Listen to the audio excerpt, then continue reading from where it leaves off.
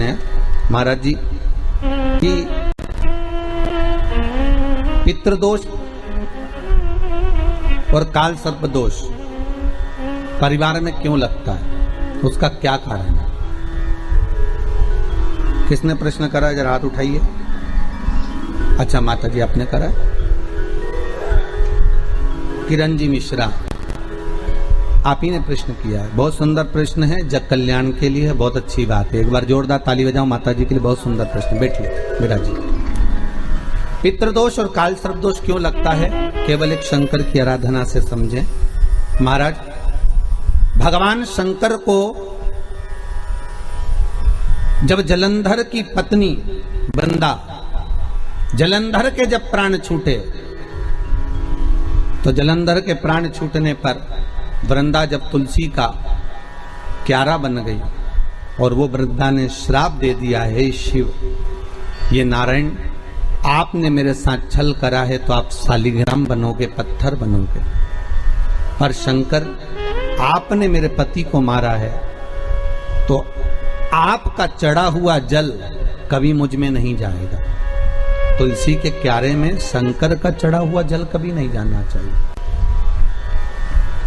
आप लोग अगर भगवान को थाली में, आपके घर में भगवान हैं बहुत सारे होते हैं, आप लोगों के सभी लोगों के यहाँ होते हैं बहुत सारे भगवान, ठीक है, गणेश जी भी हैं सबके यहाँ, अरे बोलो तो लड्डू गोपाल भी हैं, फिर देवी देवता भी हैं बहुत सारे, फिर शंकर जी भी हैं, तो सबको एक ही थाली में रख लिया और थाली में रखकर सबने उनको स्नान कराना चालू कर दिया। अब सबको स्नान कराया तो शिव जी को भी कराया, बोलो कराया कि नहीं कराया, थाली के अंदर रखकर। अब तुमने स्नान तो करा दिया, स्नान कराने के बाद वो जल को क्या करा तुम लोगों ने, ले जाकर तुलसी के क्यारे में डाल दिया। तो महाराज जी पहले के समय में क्या काल सर्प दोष पितृदोष नहीं होता था? बिल्कुल नहीं होता था। पहले के समय में ना काल सर्प दोष होता था ना पितृदोष होता था। क्यों? तो क्या घर में लोगों के शंकर जी होते थे? लोग शिव जी को स्नान कराते थे, पर घर में बगीचा, खलियान, खेत, वृक्ष इतने लगे होते थे कि शंकर जी को स्नान कराने के बाद वो जल को ले जाकर वो भगवान को बगीचे में डाल देते थे, तुलसी के क्यारे में नहीं डालते थे। इसलिए ना पितृदोष होता था ना काल सर्प दोष होता था।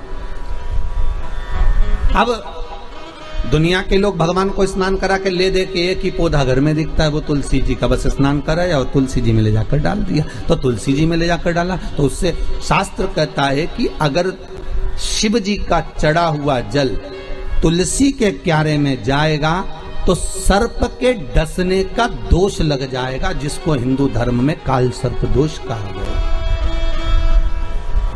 जो काल सर्प दोष, अच्छा बड़ा विचित्र काम है। कई कई गांवों में आप लोगों ने भी देखा होगा, यहां तो ठीक है परंतु हमने महाराष्ट्र में बहुत देखा। महाराज कई कई गांवों में तुलसी के क्यारे के नीचे शंकर जी को रखते हैं।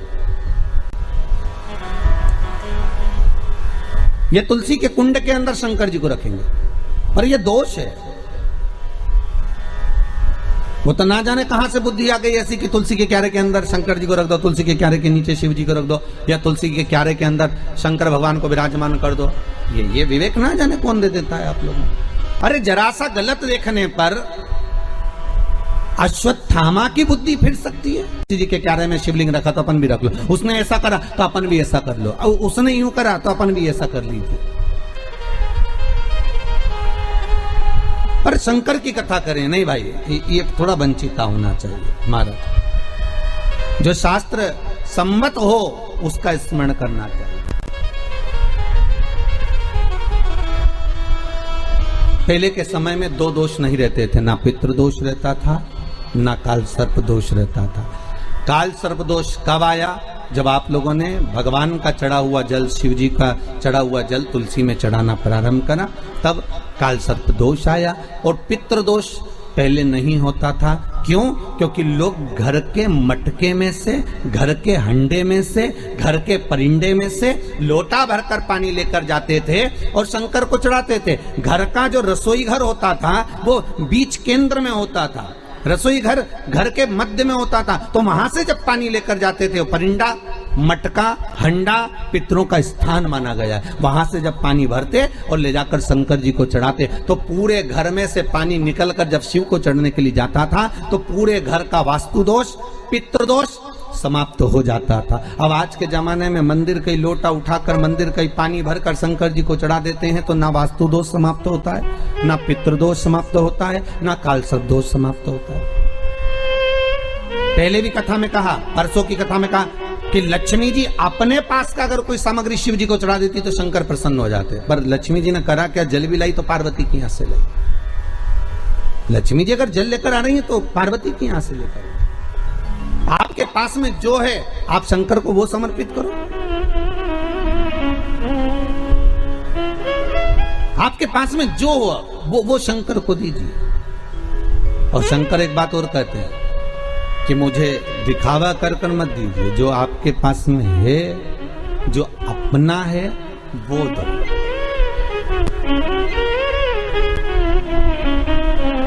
और जो श्रेष्ठ हो, श्रेष्ठ जो श्रेष्ठ है वो दीजिए। कहा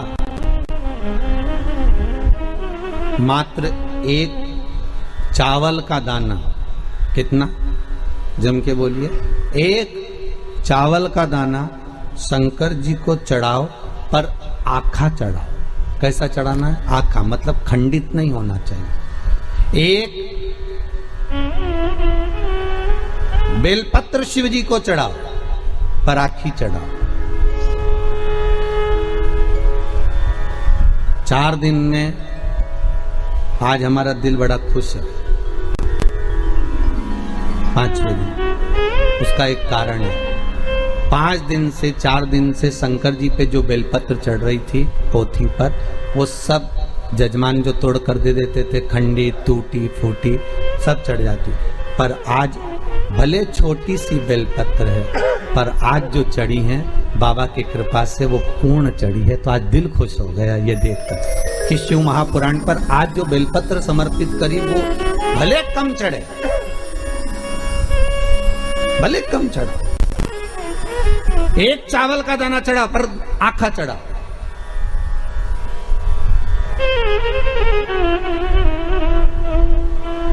आज हमें बड़ी खुशी मिली है इस व्यासपीठ पर आए, जब बेलपत्री थोड़ी सी हाथ में आई तो देखा कि भले छोटी सी है पर सुंदर कितनी है। आज बाबा इसको अंगीकार करेंगे, स्वीकारेंगे। शिव महापुराण की पोथी नहीं होती महाराज।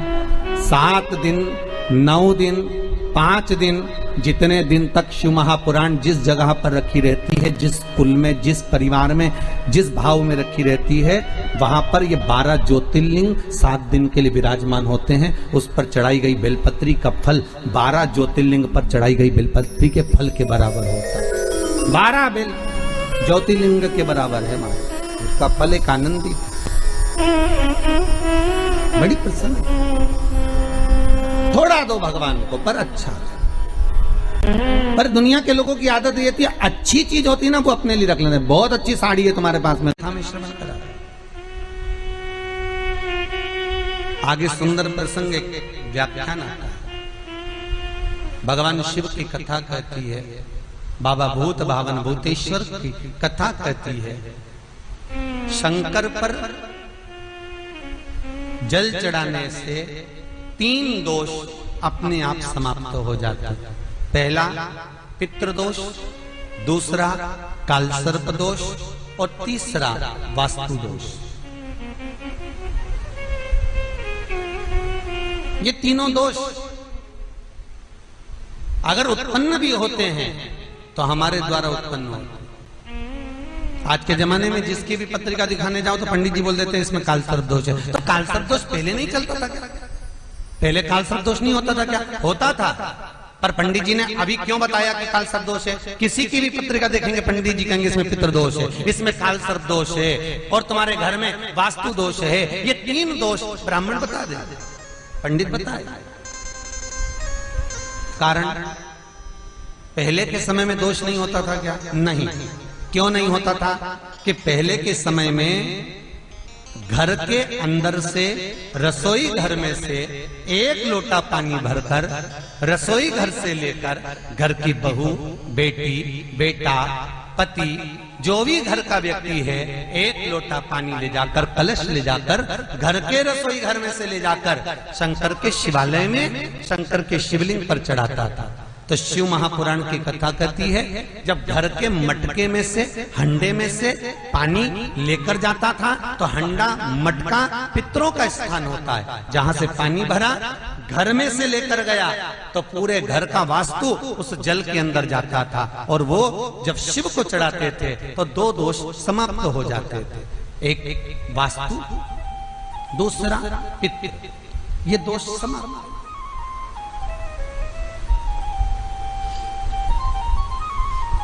तीसरा दोष काल सर्प दोष कहां से आया? तो शिव महापुराण की कथा कहती है,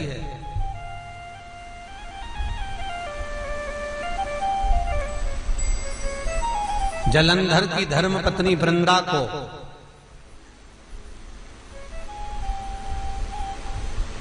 जब सात्वित्व भंग किया गया भगवान विष्णु के द्वारा, तब वृंदा तुलसी के क्यारे के रूप में प्रकट हो गई और वृंदा ने शंकर भगवान से कहा, भोलेनाथ, सारे देवताओं का चढ़ा हुआ जल मुझ पे चढ़ सकता है और मैं भी सारे देवताओं के लिए समर्पित रहूं, सारे देवताओं। पर भोलेनाथ,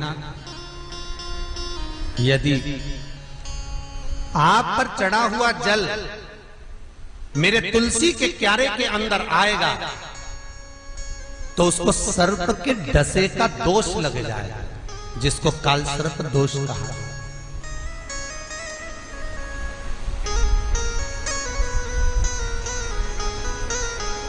जिसको काल सर्प दोष कहते हैं।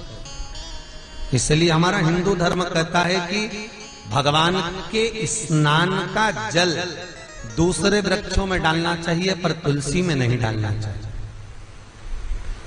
पहले के समय में घर में बगीचा बड़ा होता था तो लोग जल को ले जाकर वृक्षों में डाल देते थे। आज के जमाने में ले दे के केवल एक तुलसी का पौधा मिलता है, जो भी भगवान को निलाया ले जाके तुलसी में डाल दिया।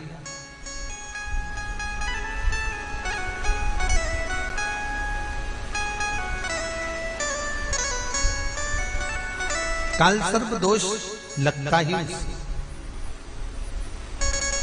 तुलसी के क्यारे में जल डाला, दोष। शिव महापुराण की कथा कह रहे हैं, शंकर भगवान का पावन चरित्र कह रहा है। सुकानंद, जिनके यहाँ पितृदोष होता है, काल सर्प दोष होता है, वास्तु दोष होता है, उनको ज्यादा कुछ नहीं करना होना। महाराज, एक बेल का फल लीजिए। क्या लेना है? बेल का फल, बेलपत्री का जो फल होता है उसको ले लो। उसके अंदर का जो गुर्दा होता है, अंदर का जो भाग होता है, उसको निकाल लीजिए और उस बेल के फल में आटा सेक कर उसमें शक्कर मिलाकर उसको उसके अंदर भर लीजिए। अमावस्या के दिन सुबह 10 बजे से पहले उस बेल फल में, जिसमें तुमने पंजेरी भरी है, आटा सेक कर भरा है शक्कर के साथ में, उसको अपने घर में घुमाने के बाद में जिसको काल सर्प दोष बताया है, पितृदोष बताया है या वास्तु दोष का स्मरण बताया है, घर में सब दूर घुमाकर अपने परिवार का हाथ का स्पर्श कराकर पीपल के पेड़ के नीचे तक खड्डा खोदकर उस बेलपत्र के उस फल को दाब दीजिए। उस फल को उसमें दबा दीजिए।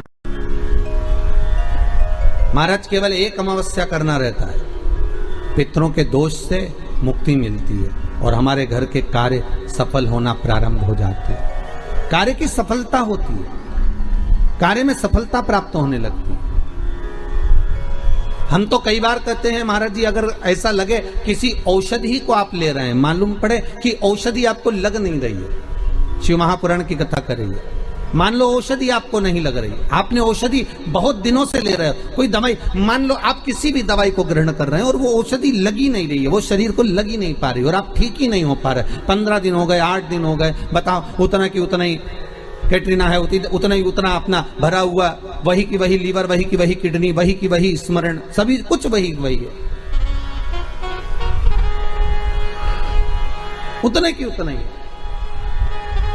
बीपी भी ऊंचा नीचा चल रहा है पर लेवल में नहीं आ रहा, शुगर भी लेवल में नहीं आ रही, तो प्रयास करा करो महाराज। बेलपत्री के फल का जो गुर्दा है, अंदर का जो भाग है फल का, उसको पानी में गला लीजिए और प्रदोष कम से कम प्रदोष नहीं हो और बीमारी जरा दवाई लगी नहीं रही हो तो बिना प्रदोष के भी कर सकते हो। उसको पानी में गलाइए, आधा घंटा पानी में, जैसे आपको सुबह मंदिर जाना है 10 बजे, तो सुबह स्नान कर कर कम से कम 6:30-7 बजे उसको पानी में गला दीजिए और उस बेले के फल का गुर्दा से गला हुआ पानी शिव जी को ले जाकर समर्पित कर दीजिए महाराज। उस पानी में से थोड़ा सा 1 चम्मच पानी शिव जी पे चढ़ा हुआ लेकर आ जाइए। उस पानी को जो बीमार व्यक्ति है उसको औषधि देने से पहले मात्र आधी चम्मच से भी आधा चम्मच उसको दे दीजिए। भगवान शंकर का श्री शिवाय नमस्तुभ्यम का जाप कर कर उस पानी को देने के बाद अगर आप औषधि देंगे तो ये पक्का है कि औषधि अपना कार्य करना प्रारंभ कर देगी और वो स्वस्थ होना प्रारंभ होगा। वो स्वस्थ हो औषधि के लिए। शंकर पर चढ़ी हुई भस्म, शंकर पर चढ़ा हुआ बेलपत्र, शंकर पर चढ़ा हुआ एक पुष्प भी औषधि का कार्य करता है। शिव महामृत्युंजय। अरे मार्कंडू जी के